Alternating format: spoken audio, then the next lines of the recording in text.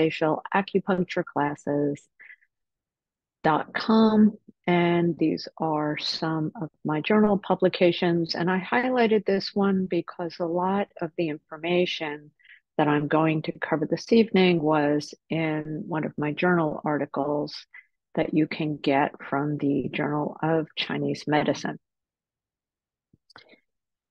So I'm going to start by talking about kind of the theory behind using a multifaceted approach to treating neuromuscular facial conditions. And then I will discuss scalp acupuncture, facial motor points, submuscular needling, and facial cupping, derma rolling, and then case study. Now, I'm not going to have time. This is normally, I cover this over a 2-day class, but I'm going to hit on some highlights and then talk about my patient. So the theory behind using a multifaceted approach is that conditions, any neuromuscular condition like Bell's palsy, TMJ, trigeminal neuralgia, stroke, MS, myasthenia gravis, and others can have a major impact on not just our appearance, but on the function of our face. And these conditions can involve things such as ptosis, which is a drooping of the eyelid, loss of facial muscles, pain, neuropathy. And by using several different modalities in conjunction, you can have a much more effective and longer lasting result than just using one approach or another. So the first thing I'm going to talk about is scalp acupuncture. And for those of you who are not familiar with scalp acupuncture, it doesn't use acupuncture points the way traditional acupuncture does. What it is, it's based on the different areas of the brain and what part of the body they control. So there's the motor area, and then this is the sensory area. And you can see here in the cross section, and then you have the homunculus just draped across either the motor or the sensory area. And what we're concerned about when we're treating facial conditions is this bottom 2/5 area. So you have the top 1/5, which is the knees, hip, trunk, and the shoulders. And then everything from the arm down is the middle 2/5, and then the bottom 2/5 is just the face. When you're doing scalp acupuncture, again, you're not using acupuncture points. What you're doing is you are threading needles into this loose connective tissue here. So here's the different layers of the scalp. The S is the skin. We have the close connective tissue, the aponeurosis, then the loose connective tissue, and that's where you would be sliding the needle in. And then we have the pericranium, which is the skull. So when we're thinking about neuromuscular facial conditions, you first have to learn how to measure the scalp. And again, this is not a comprehensive scalp acupuncture course, but I'm trying to give you an overview, and then you can go off and study more. But you would measure the scalp, both the horizontal and the vertical plane. You find the midpoint and the midline, and then you come back 0.5 centimeters, and that is the motor area, which is broken down into 3 sections. And 1.5 centimeters behind that, we have the sensory area, and that's broken down into 3 sections. So the areas that we're concerned with needling are here and here. The next thing we're going to talk about are motor points. And motor points are not trigger points. Many of us know about trigger points. They're kind of tender points in the muscle. You might call them a knot, and sometimes we call them ashi points. And the difference is that a motor point is located at the most electrically excitable part of the muscle where the motor nerve bundle is actually attached. And that is where you're going to needle. It may or may not be sore. Fortunately for us, many of the motor points on the face are actually acupuncture points. So if you know where the acupuncture point is, then you know where the motor point is. We're not going to go through all of them, but I'm going to go through a couple. All of the motor points that are used in treating neuromuscular facial conditions are innervated by the seventh cranial nerve, except for the masseter and the temporalis. And those are innervated by the mandibular nerve. And when you want to determine which motor point you are going to needle, you have to decide which muscles are going to be, which muscles are affected, and that's which motor point you would use. So on the face, there's 18 motor points. And again, some of them are acupuncture points. And motor point needling is really great for any condition involving paralysis because it's like a reset switch and it can help that muscle to function. So here's your peripheral nerve, and then there's a sensory nerve, which goes out to the skin. And then we have the motor nerve, which goes to the muscle. And the motor point would be on that motor nerve. So for example, this is the highlighted area here is the frontalis muscle. And this muscle is responsible for lifting the eyebrows up.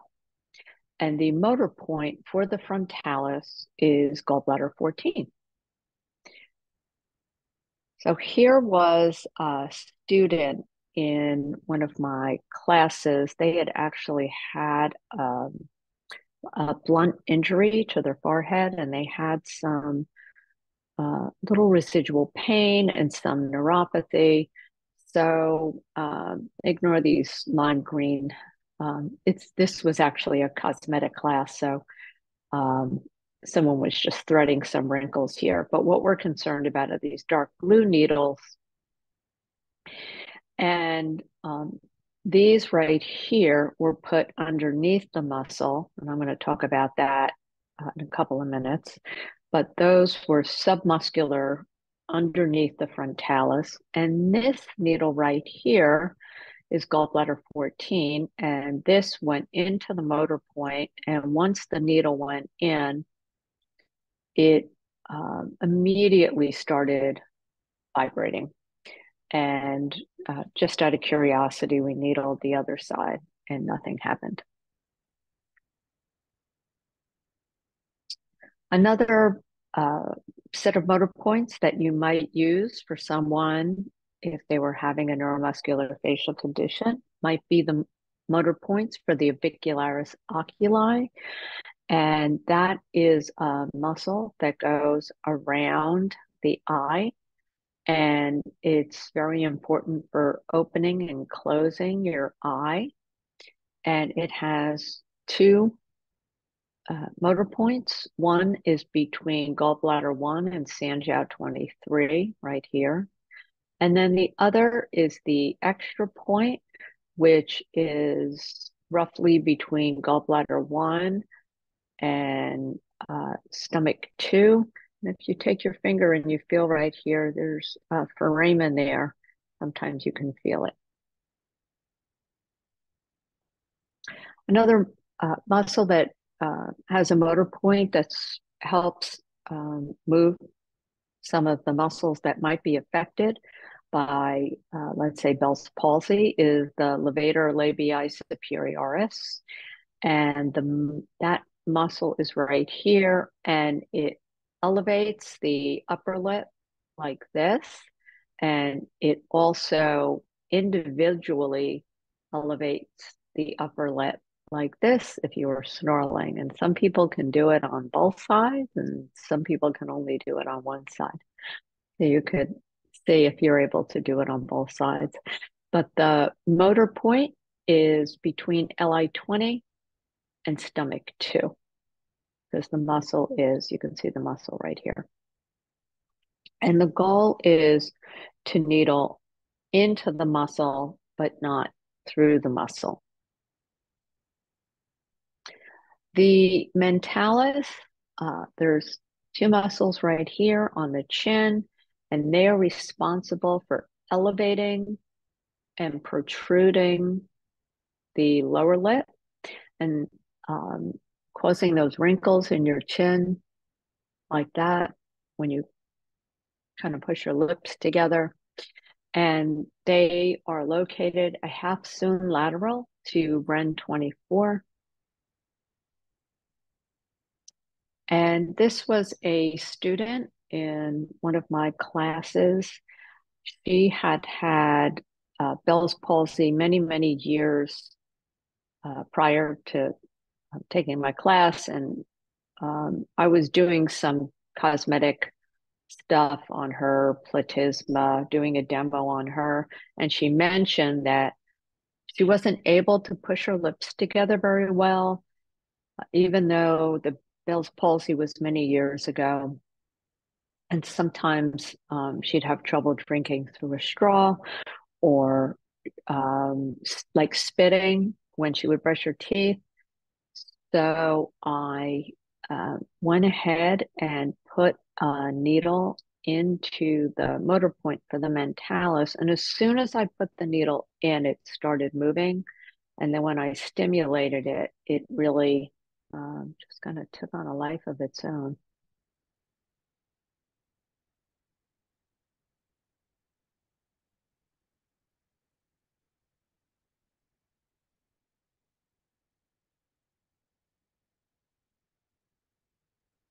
So you can really see the muscle wake up.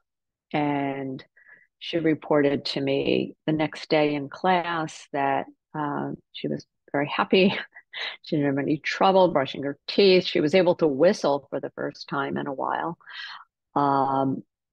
And I contacted her months later, and she said that she had treated herself a couple of times after that, and the problem was completely gone.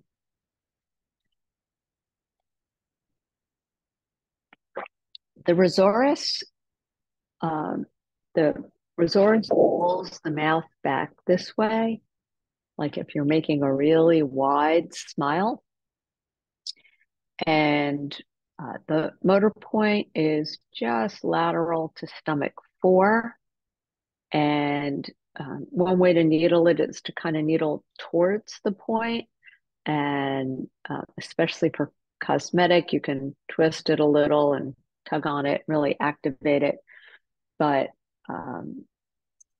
this can be another issue when people have facial paralysis, they can't smile at all. So, for example, if you have a patient and they have they can't smile, you're going to be thinking about the 4 main muscles that might be affected. And there are quite a few muscles that we utilize when we smile, but the 4 main ones are the zygomaticus major, which draws the angle of the mouth upward and outward, the zygomaticus minor, which elevates the lip, the levator labii superioris, which elevates the upper corner of the mouth, and then the rosaurus, which gives us that wide smile. So when you were younger and you were told it takes more muscles to frown than to smile, it's not true. It actually takes fewer muscles to frown. But Um, so uh, you would ascertain again which muscles needed to be treated because not every single muscle is going to be affected, and those would be the muscles you would treat. Now, submuscular needling is another technique. It can be used to work with muscles that are atrophied or overly tense. And I go through a series of different muscles in my classes, and I go through how to do submuscular needling for all of them in order to bring blood and chi back into the muscle and also break up any fascial adhesions. But today we're just going to talk about one. So here would be an example of a needle, right, going, you're getting underneath the mimetic muscle, which is the facial muscle. So on the face, the muscle's connected right to the skin, which is why you can move the skin on your face without moving any bones or joints or ligaments. You can just move the skin. But getting underneath, in some cases, like for the manicure, you might be going through the muscle, but the goal is usually to get underneath that muscle. And it really can help to get the muscle moving and more fluid. So the example I'm going to talk about today is the frontalis. And the frontalis, again, is the muscle that helps to elevate your eyebrows. And if the muscle is very short and tense, you can get those forehead wrinkles. And interestingly, when someone has Bell's palsy, if they have wrinkles on their face, when they have Bell's palsy, all the wrinkles go away because the face is relaxed. The goal when you are thinking in terms of cosmetic and wrinkles is to relax the face. So I'm not a big fan of all these facial tightening exercises because more often than not, they're going to cause more wrinkles than they are going to take care of. But if you have a patient and they can't raise their eyebrows, it can cause their lids to droop, it can cause their brow to droop. And what you can do is take a couple of just half-inch needles and get right underneath that muscle. And it looks like this. The way you isolate the muscle is you ask the person to raise their eyebrow, and at the highest part of the brow, that is the center of the frontalis. On some people, you can get 6 needles in. You just have to be mindful if there's any veins when you're needling. And this, I want to turn the sound down. This is what this looks like. So I'm going to ask the patient to go ahead and raise her eyebrows, and you can see the outline of the frontalis. And then once you find the border, you're just going to, what you want to do when you're doing this submuscular needling is you are going to put the tube down and then put your finger right on the tube and then keep your finger on the skin. My finger is not on the needle, it's on the skin, pushing it down. I use the same technique when I do scalp acupuncture. Once I get that tip of the needle in, I just keep my finger right on the skin to get it all the way down. So I've got 2 needles on one side. On some people, you can put a third, but you want to make sure that you're going in the right direction. You don't want to go too deep. You don't want to go too superficial, and you don't want to get your fingers in the way because then the needle is going to go in perpendicular. So it's best once you put the tube down to either hold the tube on the side or just hold it on the top.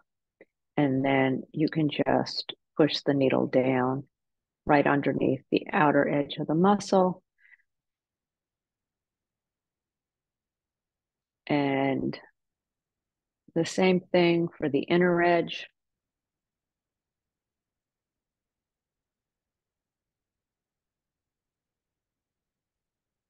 You're just going to push the needle right underneath the muscle.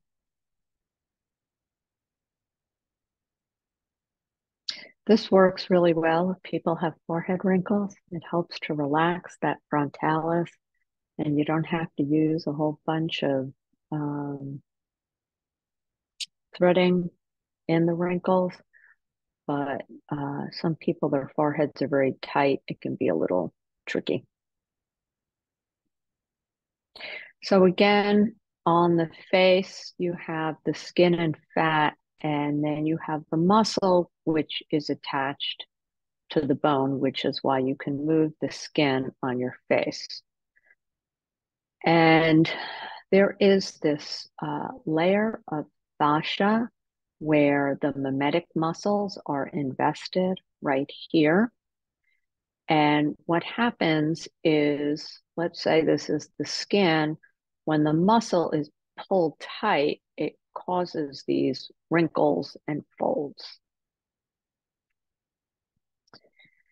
And fascial adhesions can also happen either due to injury or age. And right here is where the nerve would run. But if the fascia is trapping the nerve and you have nerve entrapment, then the nerve cannot get the signal to the muscle. So here would be muscle, and here's the nerve and the fascia and the bone. And I'm bringing this to your attention. This is someone who was asked to smile. They have Bell's palsy. But I'm bringing this to your attention because in addition to acupuncture, using facial cupping and facial gua sha and the submuscular needling that I just spoke about can all help to break up those fascial adhesions.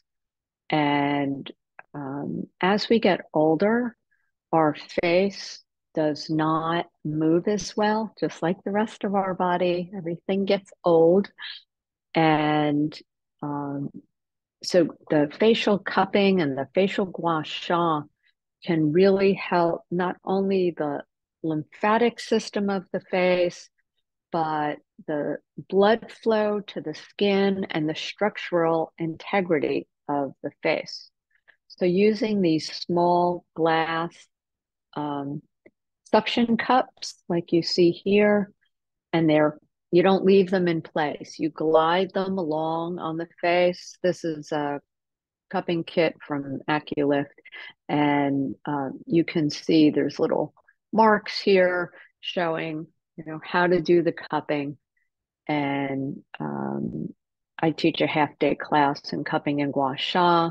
I like the jade gua sha tools. Jade is very much a part of our medicine, but really working along the face can be very beneficial when it comes to any sort of fascial adhesions.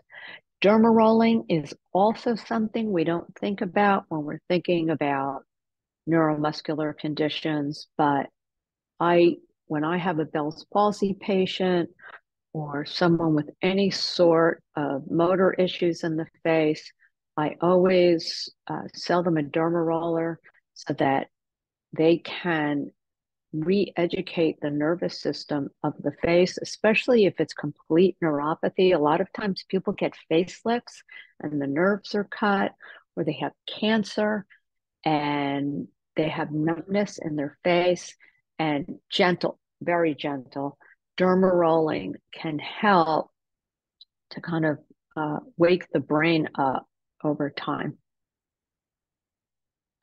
So I'm going to talk a little bit about Bell's palsy.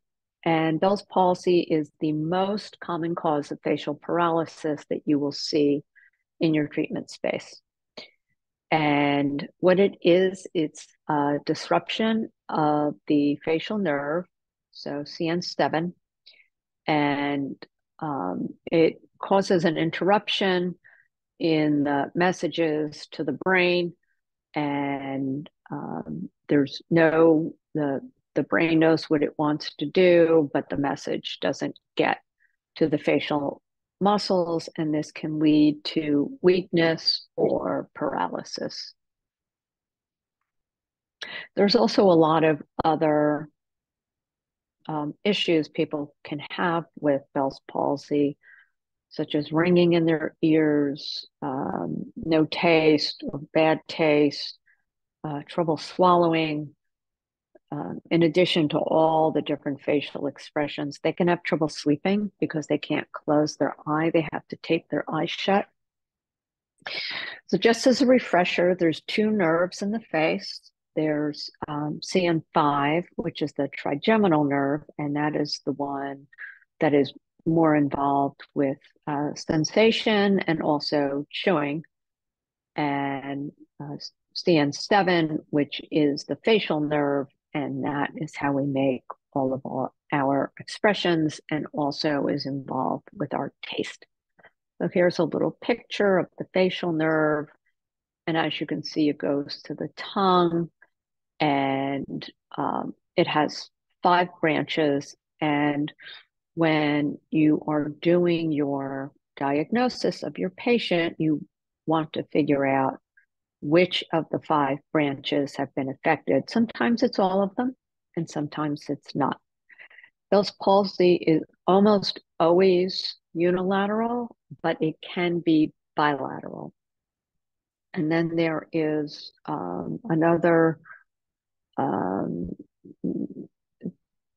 condition called Ramsay-Hunt, which is very similar to Bell's palsy. So if I ever have a patient that calls me and they haven't been to a doctor and they think they have Bell's palsy, I have them go to a medical doctor for a full evaluation to make sure that that's what's going on, because there are many conditions that mimic Bell's palsy.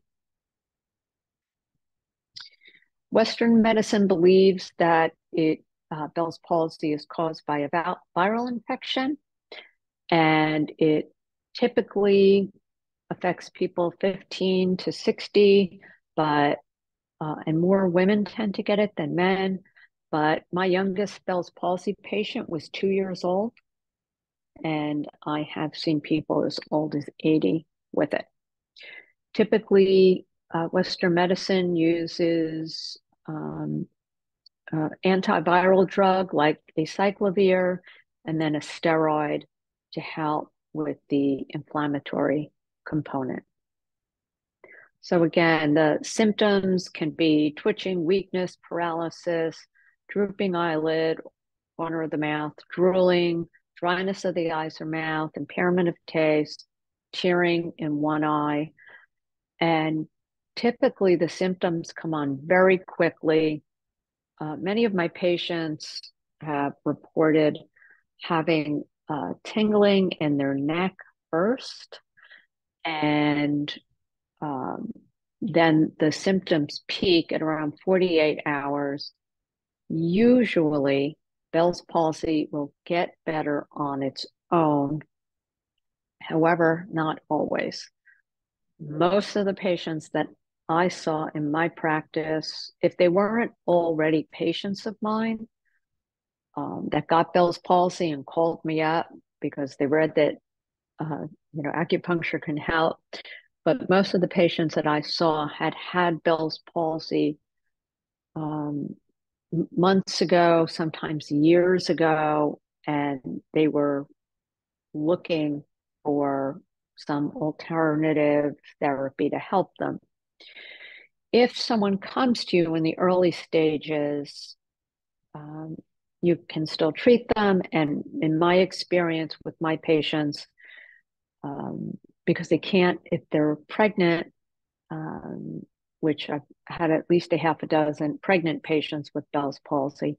The Western medicine, they don't want to give them the drugs, but if they come to you early, you can help your patients recover more fully, more thoroughly, and more quickly.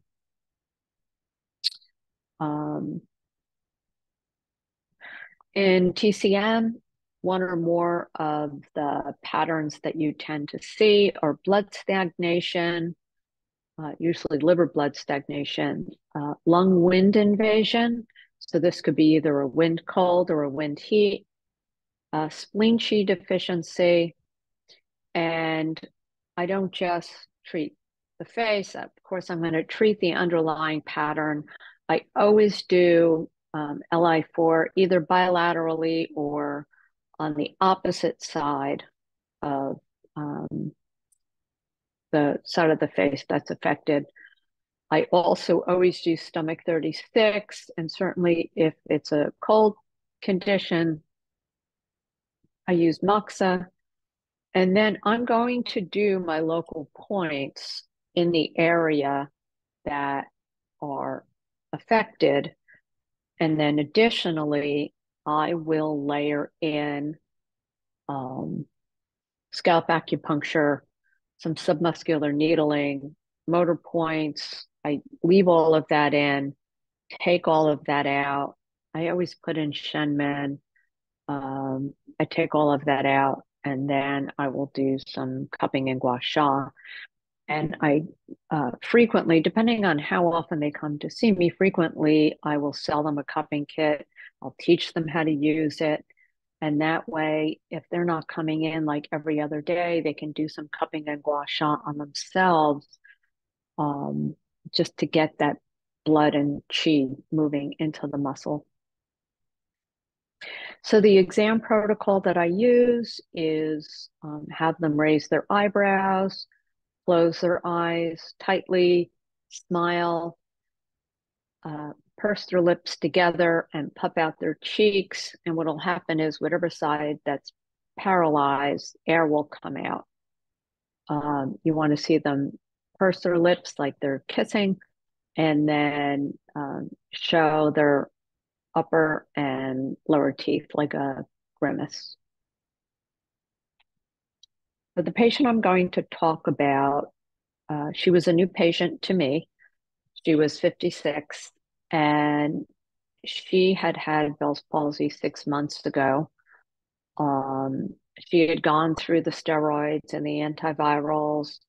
She had gone for some facial physical therapy. Nothing really seemed to be helping her. Unfortunately, when I moved 3 years ago to Florida, from Maryland, where I had my practice for 20 years, which is where I saw almost all of my Bell's palsy patients I had seen when I was in Maryland. I took my files and I put them up in my attic.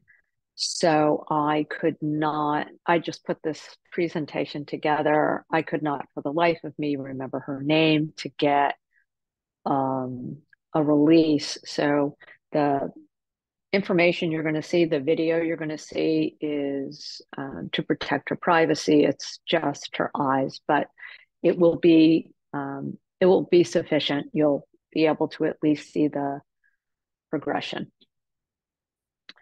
So her presenting symptoms were almost a complete paralysis on the right side of her face, loss of taste on one side of her tongue, and she had some hearing loss in her right ear.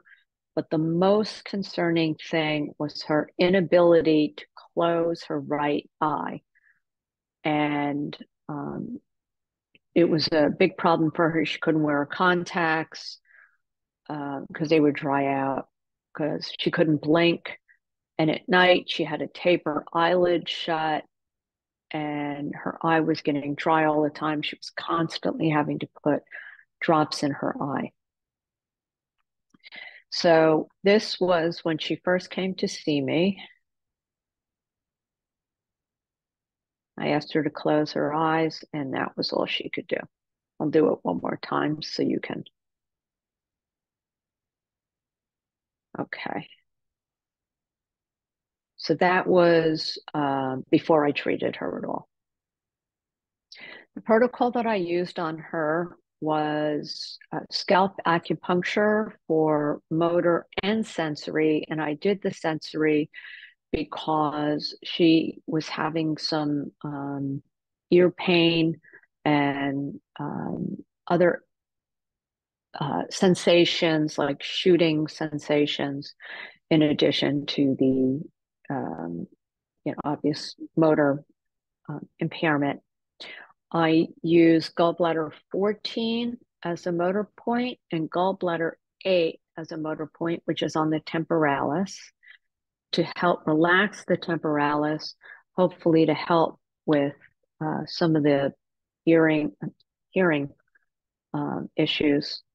I used bladder 2, Yu and bladder 23 to help lift her eyebrow. And then I did several other motor points on her face to get movement in her smile and so that she could purse her lips together. I also did submuscular needling on the frontalis. So this was after 1 week, and you can just see the lid on the right is just moving a little bit. And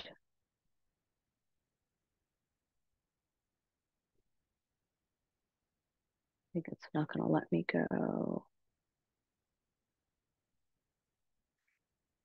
And here was the scalp acupuncture points, gallbladder 8, and you can see her eyelid was taped shut, and the 3 points on her eyebrow and gallbladder 14. And here's a view from the top. I saw her 2 to 3 times a week for about 4 weeks. And I took another video.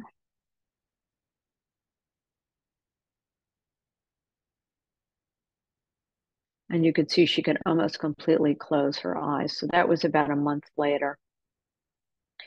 And she continued to see me through the summer on and off.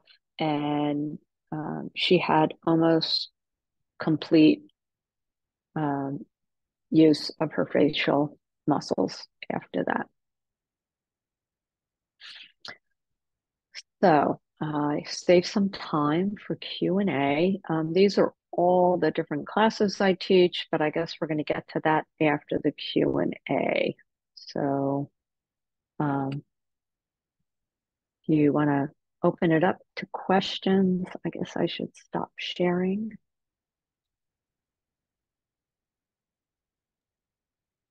All right. All Thanks, right. Michelle. You're welcome. Let's see if there's any questions. Uh,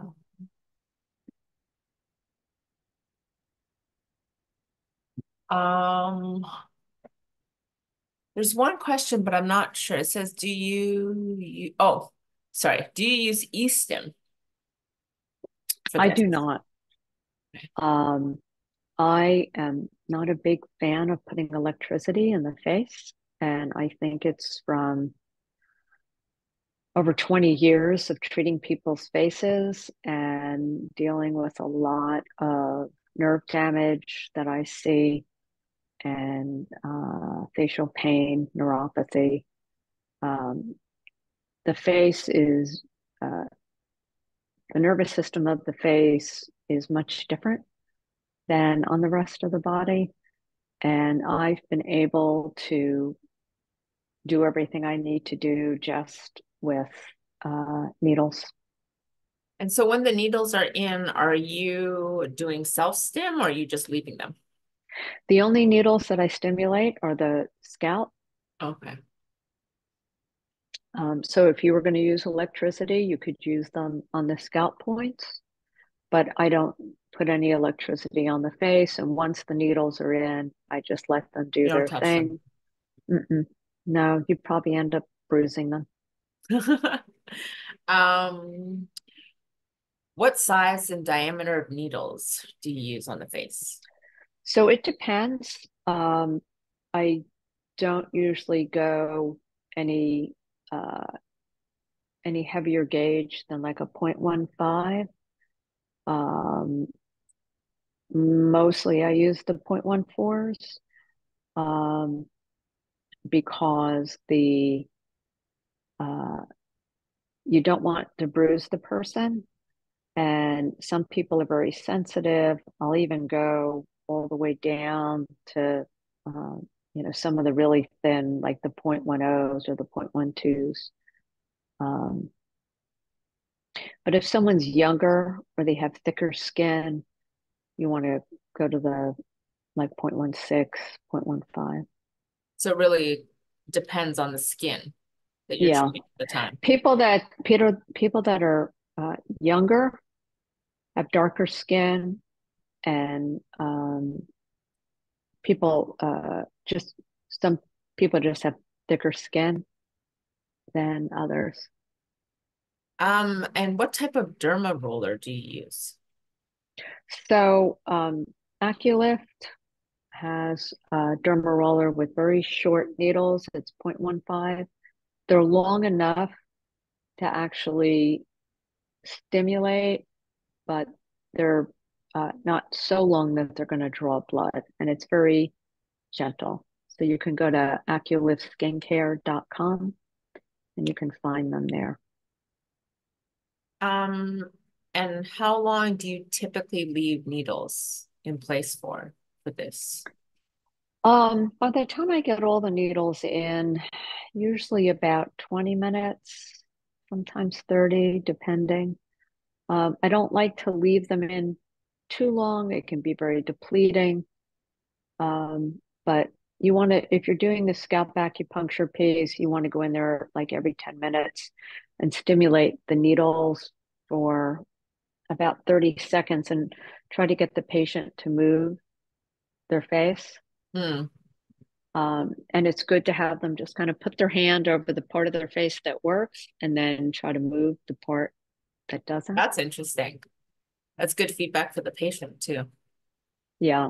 How, I just saw this. Oh, I wish I would have saved it. When I was flying back from California yesterday, I saw on social media, they do this thing. I don't know who they are, but they take a mirror and they kind of tilt it this way, and you look in the mirror. Let's say your right hand is paralyzed, and I'm going to get this wrong, but you look in the mirror and you're looking at the part that works. Oof, I'm messing this up. But the brain is watching your hand move the image and it thinks that you can actually move it. ah, Anyway, look it up. right. Now that I said it, I'm gonna. So if you go onto Facebook or any social, just find me under my name. I'm writing myself a note right now. I'll find the study. It was actually fascinating as someone that deals with the face because the right side of the brain controls the left side of the body, but the face is a little different.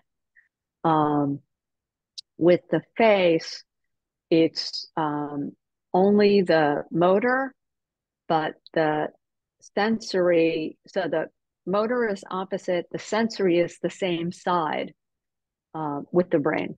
Right. But when I do scalp acupuncture for the face, I tend to do both sides because I can never get it straight. And, better safe than sorry. So, but I am going to find that study and I'm going to put it up on my It's almost social. like a phantom limb type Yeah, yeah, exercise. yeah. Yeah. Yeah, and Is scalp it, acupuncture is great for that.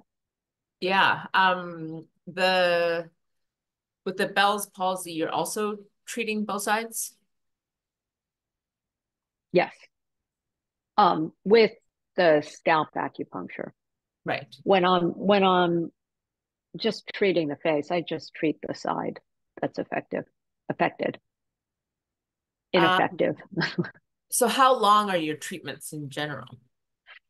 Well, from the time the patient comes in until they leave, I can get the needles in pretty quick, like in 10 minutes or so. So they're usually on the table about 45 minutes. Okay. So my treatments are about 45 minutes long. Somebody had said, are you talking about mirror therapy? Maybe. Maybe. It was just one of those things I was scrolling and kind of caught some of it, but I didn't have the sound on, so I couldn't tell what was going Right. on. But I was watching it and I was completely captivated. Um, and then I don't know, I think the flight attendant asked me a question and that was the end of that. So Um, do you use body shenmen, like heart seven, or ear shenmen? you're Shenman. It really helps to calm the patient. And if your patient's really nervous, um, do 24 nice, kind of like get the patient calm. And do you do any non-needle technique, like microcurrent or something? Or it's all needles and gua sha and cups? Needles, gua sha, cupping. And I don't do the derma rolling in my office. Um, I kind of call it my Bell's palsy kit. The first time they come, I schedule out an hour and a half to 2 hours sometimes. And I go through, the history. And um, after the treatment, I say, these are things you're going to do at home. And the kit comes with a video, but in addition to that, I go through it with them. I'm not going to leave it up to maybe they'll watch the video, maybe they won't.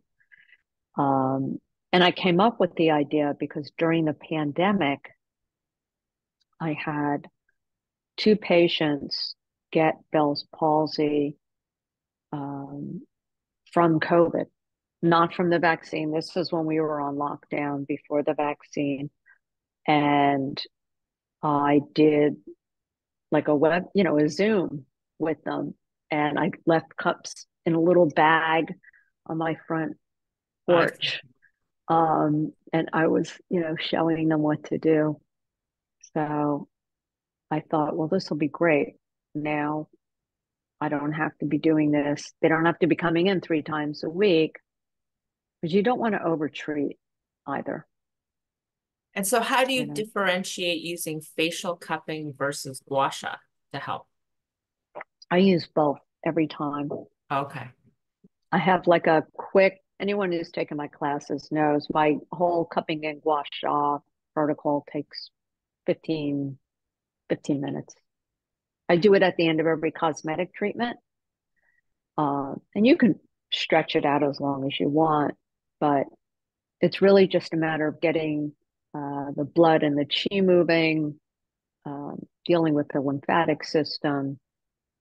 I work on one side of the face, work on the other, get the gua sha tools out, go down the back of the neck, and that's it. And are there any cases in which you can't get results, or is there always some sort of effect to some degree? I had a patient one time who had had Bell's palsy, and they cut her lid was drooping, and so they cut her here and they pulled the frontalis and they like tightened it or whatever they did. Um, so I was able to help her with some of her smile. She had like a crooked smile, like when she smiled, she couldn't quite smile all the way. Hmm. So I helped her with her crooked smile, but I couldn't help her with her forehead because whatever the um, whoever did it, plastic surgeon, doctor did, he cut everything. But you can usually get some sort of Yeah, change. every other person I've treated, other than her, that was just one Right. case. Yeah. Um, the 2-year-old was a challenge. She did not like the needles at all, but I did a lot of cupping and gua sha on her, which she loved, and I would do that first. Normally, I do the cupping and gua sha at the end. It helps with bruising, and it's very relaxing. It's a nice way to send your patients home. But on her, I did the cupping and gua sha first, and then she let me put like a couple of needles in. I had a teddy bear in my treatment space. I would treat the teddy bear, and then I would treat her. So One that for the helped. bear, one for the kid. Yeah, yeah. So now I live in a retirement community, and I just donated the bear. I'm not seeing any more children. Well, not people that act like children, but no children.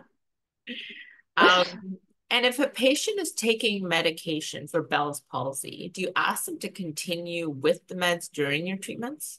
Yeah, yeah. I mean, the meds can be very effective. As much as I don't like steroids, um, it, they tend to do what they're supposed to do in most people. Just like so, I have a whole section of this class on facial shingles, and for anyone who's had shingles, you know the pain can be just debilitating, but the steroids and the acyclovir can help, but the acupuncture helps in a completely different way.